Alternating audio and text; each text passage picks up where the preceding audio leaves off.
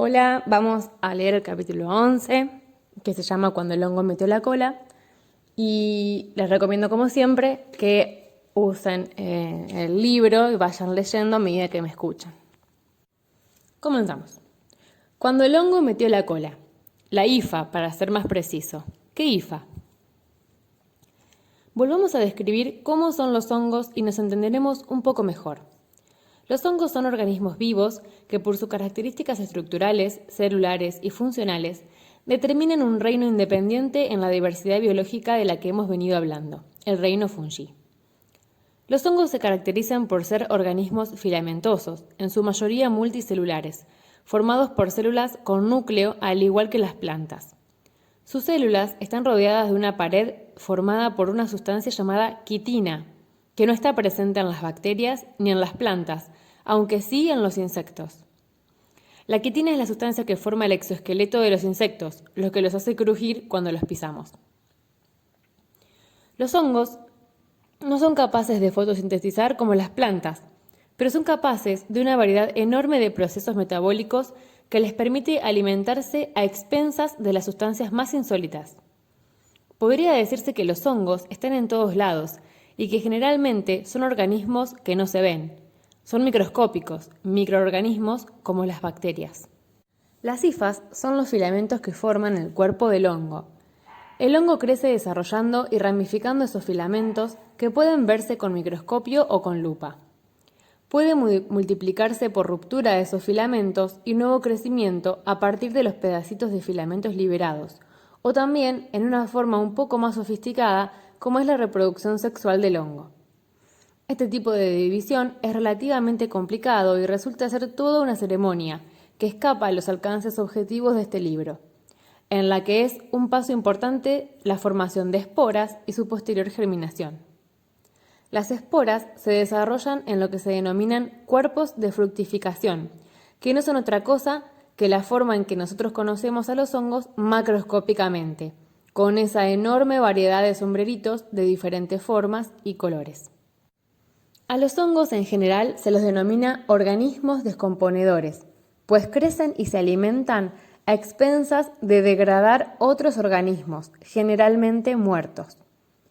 Si se la agarran con organismos vivos, entonces se puede generar una situación de enfermedad o micosis, que puede destruir enormes plantaciones para la desdicha de los productores. Pero, ¿qué tienen que ver los hongos con las plantas sanas? Un poco de historia natural sin almíbar. De acuerdo con una visión no religiosa del orden de la vida, que se puede o no compartir, los primeros organismos vivos se habrían originado y desarrollado en las aguas de los océanos, mares, lagos y ríos hace millones de años, en cuanto la Tierra comenzó a enfriarse. Al comienzo, la sopa biológica habría sido muy rica en nutrientes y sustancias orgánicas que servían de alimento a las diferentes formas que allí se originaban. El crecimiento y la multiplicación de estas formas fueron obviamente agotando las góndolas de ese supermercado marino de sustancias orgánicas.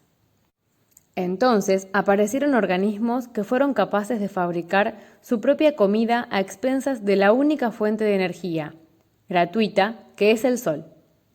Estos fueron los primeros microorganismos fotosintéticos que, repasemos, gracias a sustancias como la clorofila, pueden absorber la energía de la luz del sol y transformarla en otras formas de energía química para que las células fabriquen azúcares y con ellos sus propios alimentos y componentes. Las evidencias fósiles encuentran los primeros microorganismos fotosintéticos o autótrofos asociados a rocas de 3.400 millones de años de antigüedad, casi 100 millones de años después que los primeros organismos heterótrofos se habrían desarrollado en la rica sopa primitiva. Se llama heterótrofo al que come lo que ya está preparado, a diferencia del autótrofo que fabrica su propia comida. Cuando los nutrientes en la sopa nutritiva comenzaron a escasear, la posibilidad de dejar de vivir en las aguas y pasar a vivir en la tierra se puede interpretar como una alternativa muy válida para buscar alimentos. En tierra firme, los organismos fotosintéticos podían encontrar una excelente disponibilidad de la luz solar, mucho aire con dióxido de carbono para la fotosíntesis, oxígeno para la respiración y muchos minerales en los suelos. El problema de esta alternativa se encontraba en la dificultad para conseguir agua desde la superficie del suelo. Algunas algas, organismos fotosintéticos muy relacionados con las plantas que mejor conocemos y que seguramente hemos visto en fotos o en las costas de mares o ríos o dibujadas en frascos de modernos champús, desarrollaron mecanismos de sostén y aprehensión a las rocas costeras, lo cual les aseguraba vivir en el lugar de aguas más ricas. Estas algas, agarradas a la costa, pueden interpretarse como formas primitivas de lo que luego fueron las plantas con sus tallos, hojas y raíces. Los científicos creen que con el tiempo, los hongos se asociaron a estas plantas primitivas y establecieron una situación de beneficio mutuo. Mientras los hongos con sus filamentos extensos y ramificados pueden explorar amplias superficies buscando nutrientes en las profundidades de los suelos costeros como un sistema radicular muy primitivo, las plantas les proveen, con sus azúcares sintetizados por fotosíntesis, alimento listo para ser digerido. Existen registros fósiles que demuestran la existencia de estas asociaciones de hongos con plantas del período devónico, hace aproximadamente 400 millones de años.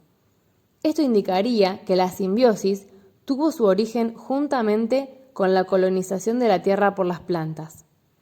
Esta situación primitiva habría evolucionado luego hasta llegar a las plantas que hoy conocemos, desarrollando sistemas de raíces que les permiten sostenerse en tierra firme y buscar aguas en las profundidades de los suelos. Sin embargo, los hongos siguieron allí, asociados a las plantas, ahora a través de sus raíces, ampliando su capacidad de exploración y absorción de nutrientes del suelo. ¿Cómo? Sí, señora, sí, señor, sí, estimado muchacho o hermosa niña asombrada. Como acaban de leer, todas las plantas en la naturaleza están asociadas a hongos en sus raíces. Estos hongos no son en general necesarios para que las plantas crezcan y se desarrollen, pues de hecho, cuando sembramos una planta en una maceta o la hacemos crecer sobre un soporte húmedo, esta puede crecer muy bien, sin necesidad de asociarse con ningún hongo o cosa que se le parezca. Pero en la naturaleza, afuera, en el campito, en el parque, en el bosque, la selva, las raíces de casi todas las plantas están colonizadas por hongos. Parece que los hongos en realidad forman intrincadas redes subterráneas que conectan diferentes plantas entre sí y podrían pasarse sustancias de una a otra, como los fundamentales papelitos de la escuela primaria que las maestras nunca pudieron interceptar. Más aún, las investigaciones más recientes de algunos ecólogos sugieren con mucho fundamento que una comunidad vegetal en un lugar está fuertemente determinada por los hongos que allí existen. Por supuesto, algunos botánicos, para quienes las plantas son los más importantes, dicen todo lo contrario, y así se generan interesantes debates científicos. Algunos micólogos, estudiosos de los hongos, fanáticos, dicen que las plantas en realidad son simples apéndices de los hongos. Pues vaya si la cosa se ha puesto complicada. Quiere decir que los hermosos paisajes verdes que vemos cuando salimos al campo, bosques y selvas no son en realidad una colección de plantas individuales como de macetas superpuestas, sino la punta emergente de un iceberg biológico cuya mayor actividad está bajo tierra y parece ser muy entretenida. La risa de los hongos. Esta parte de la historia comenzó a escribirse con más énfasis hace unos años, cuando se descubrieron y empezaron a estudiar ciertos hongos que se asocian a las raíces y en general promueven el crecimiento de la planta. En algunos casos incluso se encontró que estos hongos son necesarios para que las plantas crezcan bien, sobre todo en el caso de los árboles y arbustos que se utilizan para forestar. Esta asociación entre plantas y los hongos se describe como otra asociación simbiótica en la cual ambas partes obtienen beneficio. Por una parte, el hongo se beneficia de la planta, pues ésta le suministra azúcares como alimentos. Por otra parte, el hongo le aumenta a la planta la capacidad de absorción de agua y nutrientes, facilita especialmente la absorción de fósforo, cuyo símbolo químico, recordemos, es P, que es el otro gran limitante del crecimiento de las plantas luego del nitrógeno. Estas asociaciones simbióticas entre hongos y las raíces de las plantas se denominaron genéricamente micorrizas. Mico por los hongos y rizas por la localización en las raíces. Los estudios sobre micorrizas nos enseñan que existen dos grandes grupos de asociaciones entre hongos y plantas, aunque si se las clasifica con un poco más de precisión, se pueden distinguir 5 o más tipos diferentes. Los dos grandes grupos se diferencian en las formas de asociación. Una parece más íntima que la otra. Uno de los grupos de asociaciones se llama endomicorrizas. Endo significa dentro. Y el otro gran grupo se llama ectomicorrizas. Ecto significa afuera. Luego podemos ver en la página 87, ¿sí?, que está la figura 7, que es un esquema que me gustaría que lo busquen y lo vean, que dice, endomicorrizas, el hongo penetra la corteza de la raíz y forma abúculos o vesículas dentro de algunas células infectadas. El hongo continúa creciendo hacia afuera de la raíz, aumentando la superficie de exploración del suelo.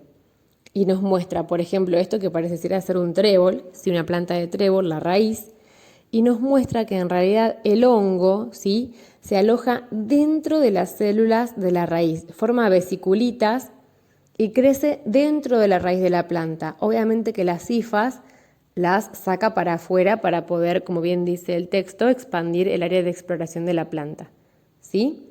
Entonces, en las endomicorrizas, en este tipo de asociación, el hongo entra en las células de la raíz de la planta. Y debajo dice, ectomicorrizas, el hongo forma una gruesa envoltura alrededor de las cortas raíces laterales y crece hacia afuera de la raíz, aumentando la superficie de exploración del suelo. Y tenemos, por ejemplo, un pino, ¿sí?, que se muestra aproximadamente unas 400 veces de aumento, y se ve que en las raíces de la planta el hongo crece, pero por fuera, forma una capa muy gruesa de hongo con la cual se sujeta la raíz y de ahí, con sus hifas, va explorando el terreno. Siempre las hifas son externas. Vamos a continuar con la siguiente parte del capítulo que se llama Adentro, como en la zamba. En las endomicorrizas, el hongo se adentra en la raíz hasta el punto en el que una hifa o filamento del hongo se mete dentro de la célula vegetal, donde puede ramificarse formando arbúsculos, arbolitos, dentro de la célula o formando vesículas. Por eso a esta simbiosis se las llaman B-A-micorrizas. B por vesícula y A por arbúsculo. Estas simbiosis son bastante inespecíficas, es decir, que una especie de hongo es capaz de infectar a muchas especies diferentes de plantas. Por lo tanto, son muy comunes. Hoy se cree que más del 80% de las plantas superiores tienen endomicorrizas. Los hongos endomicorrízicos más abundantes pertenecen al orden de los glomales y algunos otros son llamados zigomicetes u hongos imperfectos. Se llama hongos imperfectos a aquellos hongos cuyo ciclo de reproducción no se conoce en forma completa, por lo tanto su clasificación resulta imperfecta. Pobres hongos. Los imperfectos son los científicos que no saben reconocer lo que no saben y adjetivan descaradamente a los que no pueden hablar, como los hongos.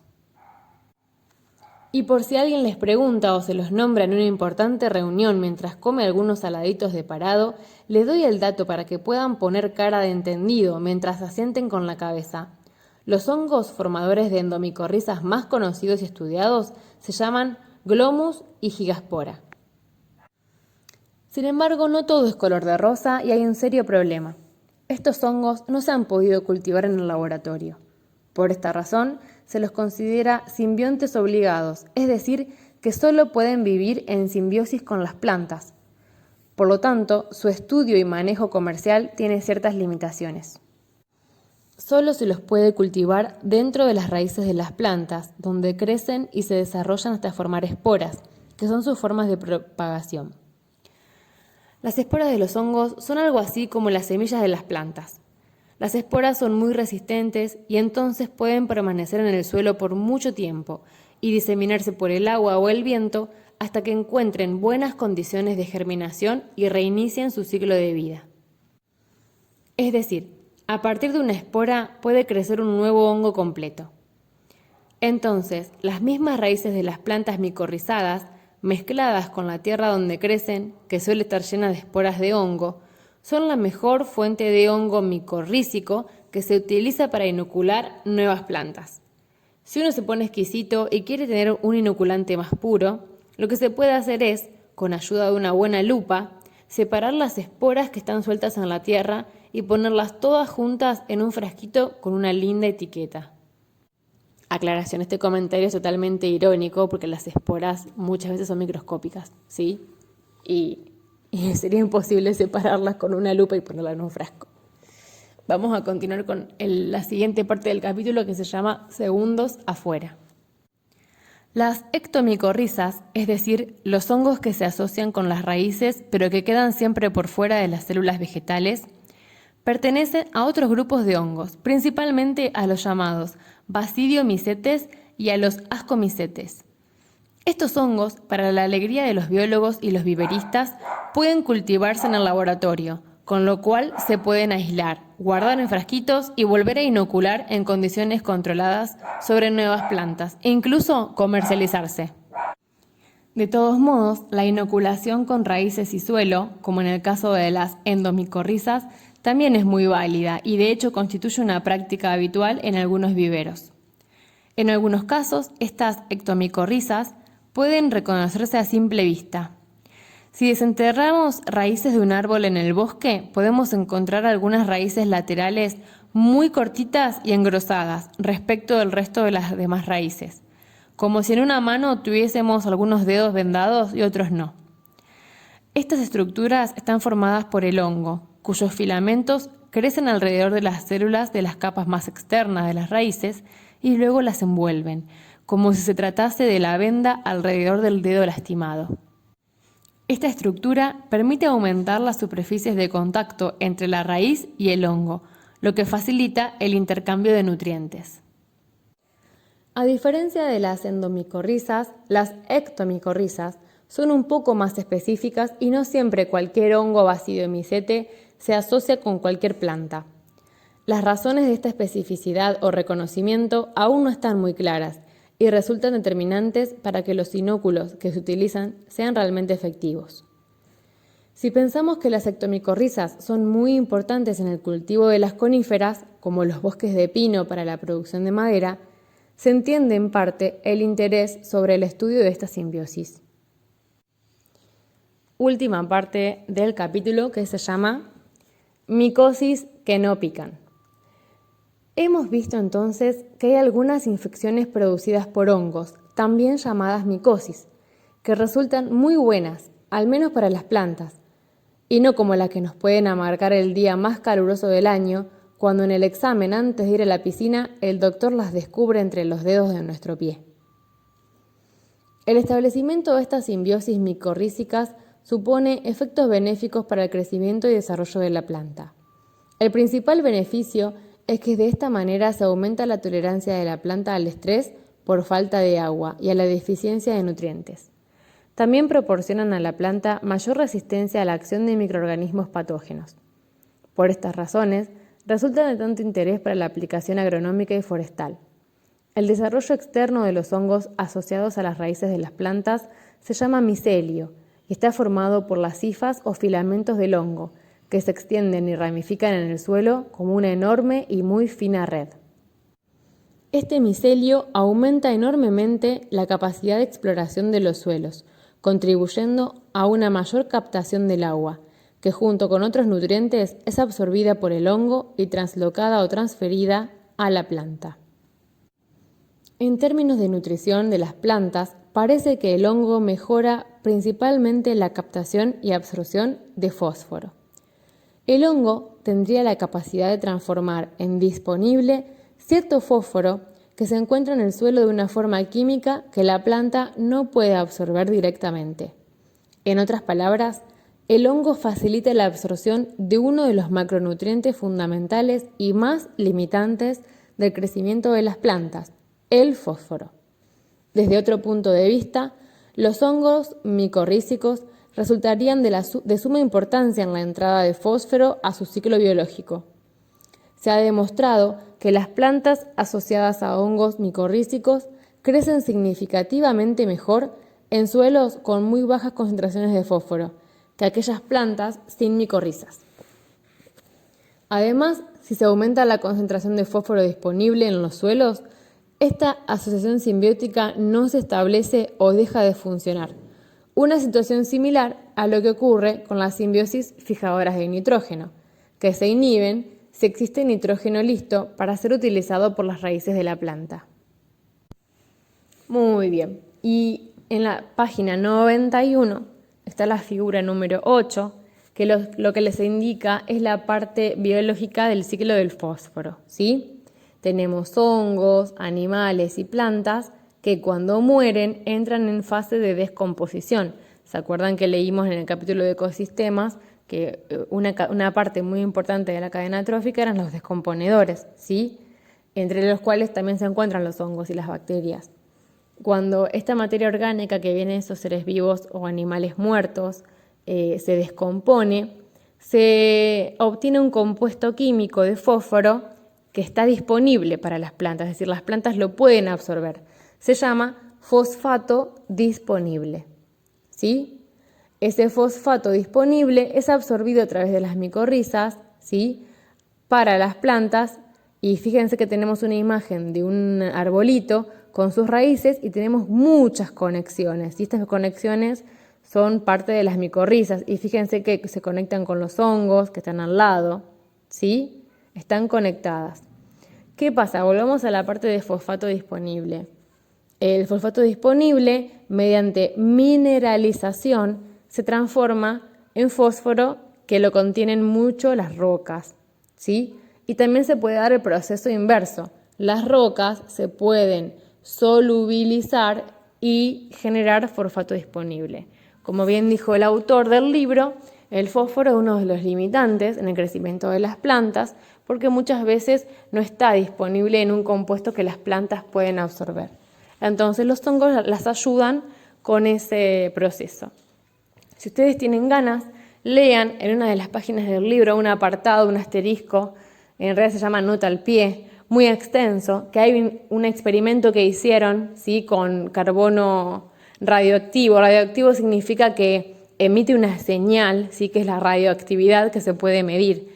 Se hizo un experimento con plantas que estaban conectadas entre sí por hongos, ¿sí? Plantas A, B y C, y se comprobó, le pusieron a una planta una bolsa con dióxido de carbono radioactivo, y luego se encontró ese carbono radioactivo en otra planta que no había tenido contacto. Y luego se descubrió que esas dos plantas estaban conectadas por la misma especie de hongo, ¿sí? Si quieren, léanlo, está muy interesante, lo que nos habla también de cómo las plantas están conectadas entre sí. Las plantas no están aisladas, sino que están conectadas con todo lo que habita en el suelo mediante las bacterias y mediante los hongos que las van uniendo entre sí. Bueno, espero que les haya gustado esta lectura. Es muy fácil de entender, por eso no he hecho muchas aclaraciones. De todos modos, si tienen alguna duda o alguna pregunta, me pueden mandar al Classroom o me lo pueden dejar aquí debajo y yo se las voy a ir aclarando. Espero que les sirva y bueno, ahora tienen que seguir haciendo el resto de las actividades. Un saludo a todos.